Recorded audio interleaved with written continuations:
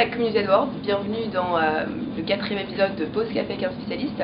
Aujourd'hui on va vous parler du réseau display, qui peut être une notion un peu abstraite pour les annonceurs qui viennent de débuter. Donc William, notre expert en la matière, va venir vous en parler.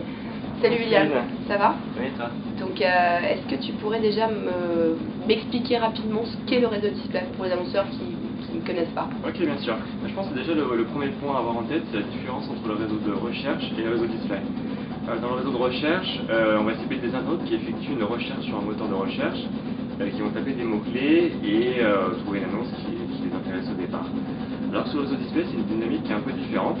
Là, cette fois-ci, on va cibler les internautes lorsqu'ils surfent sur des sites de contenu, qui lisent un article ou des blogs. Et donc l'idée, ça va être de les convaincre avec notre annonce publicitaire au bout de ces contenus-là, de cliquer sur notre annonce et de découvrir notre offre. D'accord. Mais c'est vrai que la plupart du temps, les annonceurs trouvent que le réseau display, justement, ne performe pas très bien. Effectivement, c'est vrai que les gens, en général, quand ils ne connaissent pas trop les deux réseaux, vont activer le réseau de recherche et le réseau display sur une même campagne.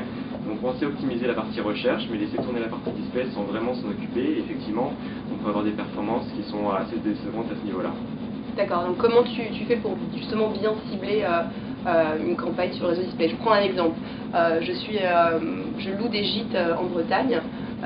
Comment je fais pour apparaître sur le display? Quel type de ciblage est-ce que je dois choisir? En fait, tout est une question de ciblage. Lorsque vous allez faire une campagne de display, l'idée, dans un premier temps, ça va être déjà d'identifier, par exemple, des exemples de sites sur lesquels il va être intéressant de diffuser nos annonces, pour déjà avoir un réseau assez ciblé d'emplacements qui va correspondre à notre thématique. Donc ça, c'est vraiment la méthode de ciblage la plus précise. Ensuite, lorsqu'on a développé une liste de sites qui va nous intéresser, des outils Google qui vont nous aider à établir cette liste, après, on peut aller un peu plus loin avec une liste de mots-clés. Et l'algorithme va trouver par lui-même un ensemble de sites auxquels on n'aurait pas forcément pensé et qui vont contenir les mots-clés qu'on a mis dans notre campagne.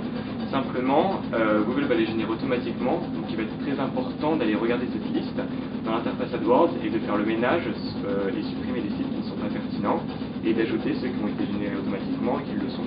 D'accord, très bien.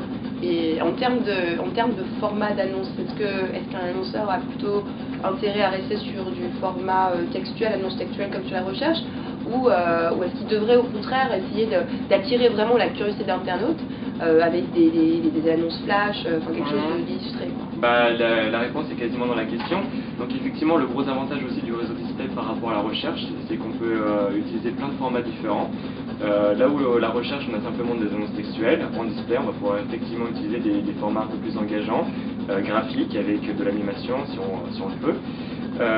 Et donc là, l'idée, c'est que même si les gens ne vont pas cliquer sur notre publicité, ils vont voir notre message et pourront peut-être faire une recherche un peu plus tard. Donc on aura gagné une impression sans clic, qui leur donne une notoriété assez simplement.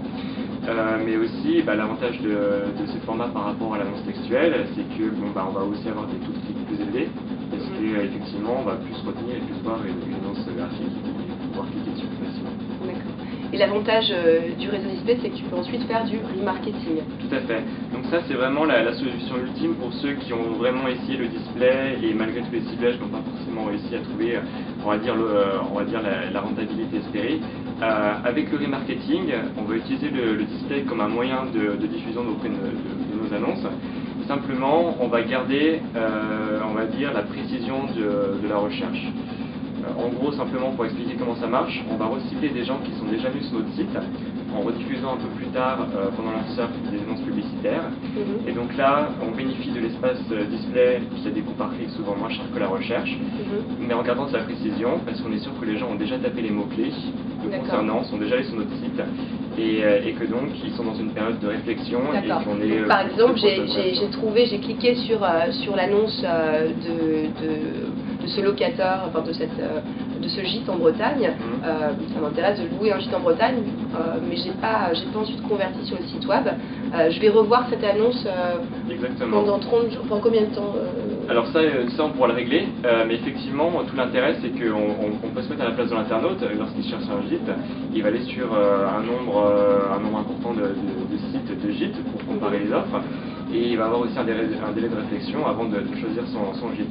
Donc là, l'idée, ça va être de continuer à être présent pendant cette phase de réflexion.